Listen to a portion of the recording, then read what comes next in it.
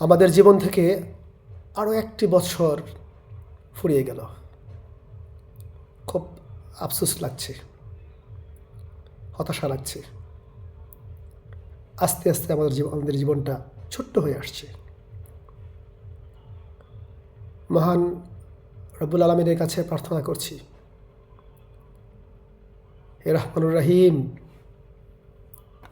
আপনি আমাদের অতীতের সকল ভুল ভ্রান্তি, পাপ